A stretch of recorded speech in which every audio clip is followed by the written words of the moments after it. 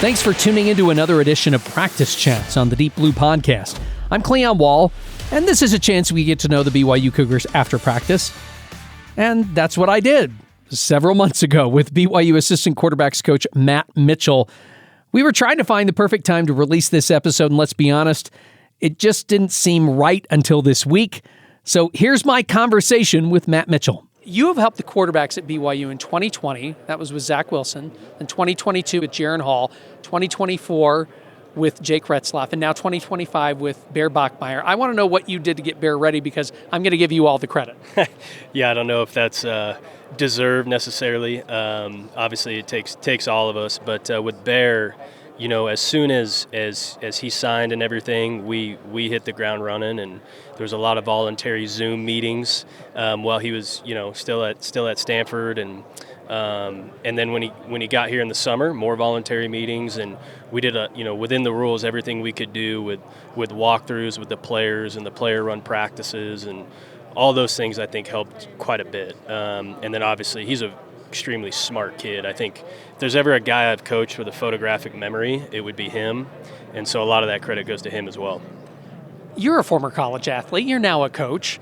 How hard is it to get someone coming from high school up to speed on what you do in college football?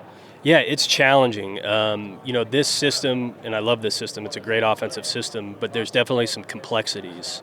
And so, it takes a really intelligent individual like Bear to bring him along that way. And so, you got to put in the time, you got to put in the work. But I think that's one competitive advantage we have here at BYU, generally speaking, is we have really, really smart kids. And so when you get to coach kids like that, it makes it a lot easier to bring them up to speed. But, you got to get them on the board. You're watching tape. You got to get the walkthrough reps. I mean, there's a lot of different ways kids learn, and you got to try to touch all those things. I mentioned a whole bunch of quarterbacks there that you've worked with while you've been here at BYU. Why don't you describe all of them in one word? Let's start with Zach first. Man, this is tough. Okay, Zach, I would say dialed. Dialed, okay. Yeah. Okay, dialed, got it. Jaron. One word. I love Jaron Hall so much as a person and a player. Sorry, I would just say composed. Jake. Gunslinger. Bear. Reliable. Let's give some love to McKay Hillstead and Trayson Bourget, too. If you had to describe them in one word, what would it be? I would say McKay is, one word. I would say, I'll go with Trayson. I would say leadership. And then with McKay, I would say intelligence. Yeah. All right. You began your college football journey as a wide receiver at Wheaton College in Wheaton, Illinois. How does a kid from Los Altos, California, end up at a Division III school in the upper Midwest? Yeah, that's a good question. So I grew up. My dad he's retired now. He was a preacher of an evangelical church in the Bay Area, and Wheaton is a popular church. That's where Billy Graham went and Jim Elliott and stuff. And so my sister actually almost went there to play soccer, and she's older than me, and so I was familiar with it. And then they started recruiting me out of high school. Wheaton gets a lot of kids from all over the place. I met my wife there, who played soccer there, from Orange County is where she grew up, and special place. Mike Swider was the head coach when I was there, and that's just a football program I have a ton of respect for, and that shaped me into who I am. I'm always curious why people choose certain numbers. You were number 80, I believe, out there at Wheaton. Why did you choose number 80? Big 49er fan. Oh, man, I knew you were going to say that. Yeah, big 49er fan. Shout out Fred Warner. And I loved Jerry Rice growing up, and obviously I played receiver, and so I kept it. I thought about being a cool guy and switch it into a single digit, but I just kept 80. I love that number. Love Jerry Rice. I was going to sit here and hopefully I had this feeling. I'm like, I think he's a 49ers fan. I think he's a Jerry Rice fan. People have to understand I'm a Los Angeles Rams fan. So I was hoping you'd say Isaac Bruce, Henry Ellard, if I'm going to go way, way back. Yeah. But anyway, your bio at Wheaton said you received brief playing time as a freshman in 2010. How brief was that? I don't even think that's really true, because I battled a lot of injuries early in my career, and I didn't really get to play until my last 2 years at Wheaton when I was healthy and got to play, inside and outside. And really fun. My last year there, we went 10-0, won the conference. Unfortunately, we lost to John Carroll on a field goal, but in playoffs. But yeah, that was a great experience playing. How tough was that, though? I mean, you go there for 3 years, you're injured a lot, you're really not getting any playing time. How tough is that on you mentally, physically, everything like that, where you're maybe even questioning, why am I even doing this? Yeah, that's a great question. That was actually really hard because football was, I knew I wanted to be a coach. And so I think that helped me always stick with it. I knew I wanted to be a coach. You know, my brother-in-law is a guy named Mike Sanford. He's married to my oldest sister, and he's a longtime college coach. He's now the head coach at Valor Christian, where Christian McCaffrey went. So I knew from a young age, being around Mike and everything, that I wanted to coach. And so I think that helped me persevere through those things, knowing ultimately what I wanted to do was coach football. In 2013, you break out, 399 yards and a TD. Okay, so what led to it? What made the difference from that first 3 years to you're finally healthy and you're actually playing? Well, you know, I mean, first of all, you know, I wasn't half the football player these guys are here at BYU. I think some injuries helped me get on the field, but yeah, you know, you stick with it, and you're in the same system for a couple of years, and got my opportunities and took advantage of them, and that was a fun year. So, yeah. What kind of an offense did you guys run there? I mean, you had 399 yards, and I'm saying breakout. And by the way, I'm not trying to criticize, but I do wonder. Some teams just run the ball a lot too. Yeah, that year we ran the ball a lot more. We had a lot of injuries, and so our head coach, who I love, he was a defensive guy, and if you could throw it around the yard and go fast and have success, he had no problem with that. But if we were struggling at all, it was huddle and run the ball, and so we did a lot of that year. The next year, we really could throw it around, and so we went a little faster and threw it around more the following year. So yeah. No, I totally. By the way, that year, were you the leading receiver on the team? My fourth year, yeah, I was, and then my fifth year, I was not. We had a couple dudes in front of me that were much better than I was. Hey, but you went to the playoffs, so I mean, you had that going for you. Okay, you played one more year in 2014, and then you go to Notre Dame for a couple of years as you get into coaching. You said you always wanted to be a coach. Why? I mean, there are so many different routes that you can take in life, but you're like, nah, I want to do this coaching thing. Yeah, no, first of all, I love the game of football. I do. I love the scheme of it. I love the fundamental development, seeing guys improve. And then I love being around players, the kids. You know, I love this age group of college-age kids. And, you know, so I think that was a motivating factor. And having some family, like I said, my brother-in-law, who was a longtime college football coach, you know, seeing him in that journey and how much fun it can be. It can be stressful, obviously. There's a lot of pressure, as we all know. But you know, I think those things really motivated me, and I sure got thrown into the fire at Notre Dame because I was around some really good coaches there. How did your dad, you just talked about how your dad was an evangelical minister. When you said, Dad, I want to go into coaching, what was his reaction to all of that? Yeah, you know, my parents are very supportive of what I do. So are my in-laws, which I appreciate. You know, I think they've seen both sides of it. You know, there's a tough side of this as well, which I've seen in my career. You know, and you know, you win, you move, you lose, you move is the saying. Fortunately, here, you know, we've done a lot of winning, and we're working for Kalani is outstanding, and these players. But you know, I think they love it, they enjoy it. My dad played college football at Cal Poly.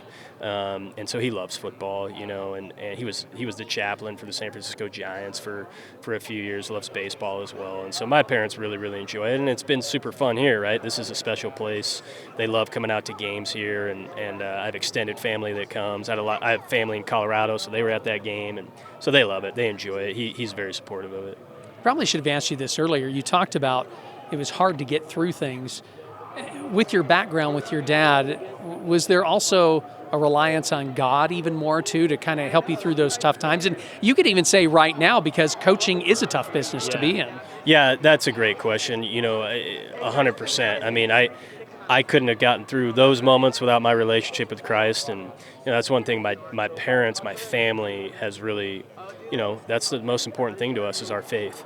And that continues to carry me through this profession, because at times there's stressful moments. There hasn't, been a pretty fun ride the last couple seasons, but there's always hard times, and there's times away from your family and all those things. And so hopefully, with our family, I have 2 kids now, married, and Christ is at the center of our family. Hopefully I'm leading it in that direction. And no, that's the most important thing in our lives, is our relationship with the Lord. How different is it for you? I mean, you've been at Notre Dame, you've been here at BYU. I don't want to say it's been targeted, but I mean, those are definitely faith-based institutions where, yeah, you're going to talk football, but there's also going to be a religious aspect of it too. Is that been kind of comforting to you also? Is that there's something there, or if you had gone to Liberty or something like that? Yeah, it's funny. My family jokes because I've coached at Notre Dame and BYU, like you said, but I've also coached at Baylor. Well, there we go. Yes, and you so were correct, yes. and so I've kind of hit them all. And yeah, it's certainly an environment where I'm comfortable in. Each place is different and unique in its own way, but certainly comfortable in that setting. And I do love that about BYU. It's just, with Kalani and from the top down here, just how much it's encouraged to grow in your faith, and that's a huge positive, to be in a workplace where that's encouraged, and sometimes I think that's forgotten, but not here. And I'm super, super appreciative of that, because it helps me grow as a person. So in 2017, we'll continue along your journey now, Coach. In 2017, you became a grad assistant at Western Kentucky over wide receivers.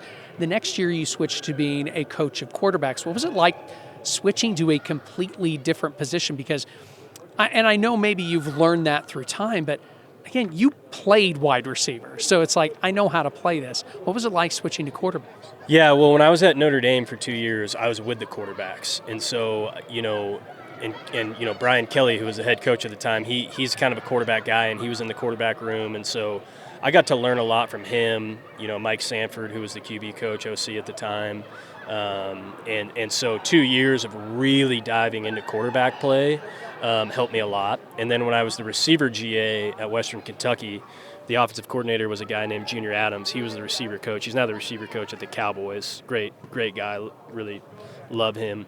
And I always tried to stay plugged in to how the quarterback was being coached and everything. And even though I was working with the receivers, I knew the progressions and all that. And so, a lot of my training, when I made that transition to coaching quarterbacks, I fell back on that training from Notre Dame, and I learned a lot of fundamental stuff there too. And so, I always say I wish, because I went to Snow after that, and I was the OC QB coach there. I wish I went to Snow first and then Western Kentucky and had that experience, because I was 26 at the time. I was very green, and there's always stuff to learn, but I had a lot to learn at that time, and so it was a big growth period. So I do want to ask you about that, because I thought you're now an assistant quarterbacks coach. Yeah.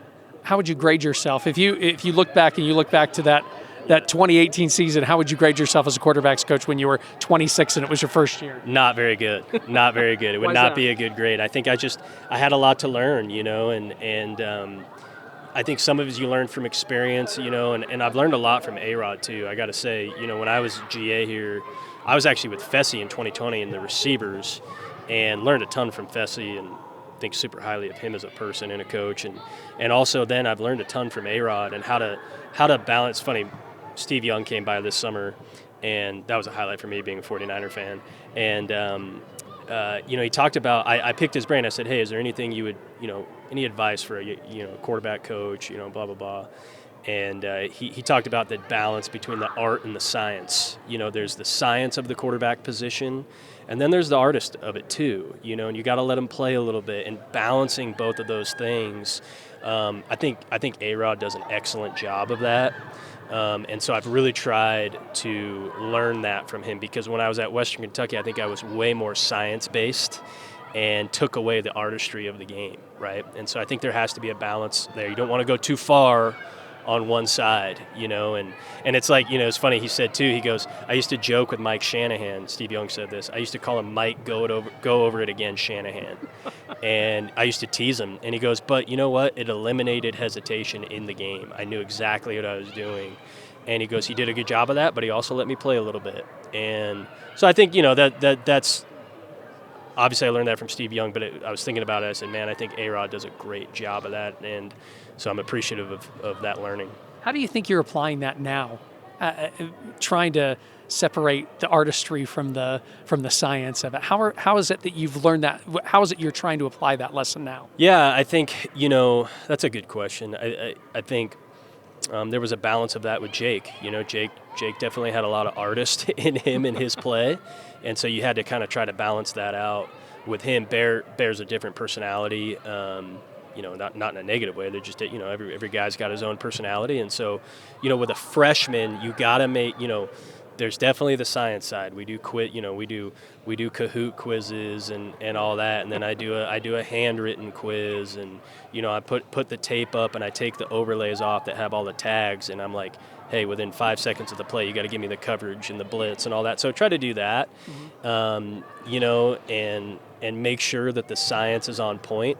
But also, I think your temperament is important with the artistry side, where they feel like, man, they're not boxed in this just tight space where, oh my gosh, it's really, really stressful and anxious. So I think you got to balance both. Yeah. Was there any? By the way, you had posted a picture with Steve Young, John Beck, they'd come to talk with the quarterbacks. Was there anything else that, just like, you're always going to remember that from that meeting? And it could be maybe a fanboy, or maybe it's something that they just said and you're like, man, that's awesome. I want to help implement that into my life or into my profession. Yeah, well, I would go to that conversation with Steve. That was really cool for me because I grew up a 49er fan. I remember watching him play, and I have so much respect for him as a person and a player. And, he really took the time to talk with me, which I appreciate, and really took the time to, help me learn a few things, like I already touched on. And then with John, we work with John a lot. I've gotten to know John very well. I talk to John pretty often. And, John is, in my opinion, elite fundamental development. Like, I think he's the best, and there's a reason why he has so many NFL QBs and all this. And there's a lot of great ones out there that I respect, but I think John is outstanding. I've learned so much from him. Some of it was stuff that I knew, and then some of it really kind of broadened my horizons and made new. And then, John has that temperament too. He is, it's funny, I talk with other QBs that work with him that come through our place, whether it's Bear or McKay or anybody, Jaron, and John has such a good temperament for coaching QBs. He understands the balance between the science and the art, and, there's so much mental that goes into playing quarterback, and you got to be careful with what you say. You can't, I think a lot of guys try to just talk, and they're saying things to say things. I think you got to be really intentional with what you say, and John does a really good job of that. Matt Mitchell, it's been great to get to know you, and thanks for joining us on Practice Chats. Thanks. Really appreciate the time, and been good to get to know you. Thank you for listening to Practice Chats on Deep Blue. Like and subscribe on all podcast platforms. I'm Cleon Wall. Deep Blue is a production of BYU Radio.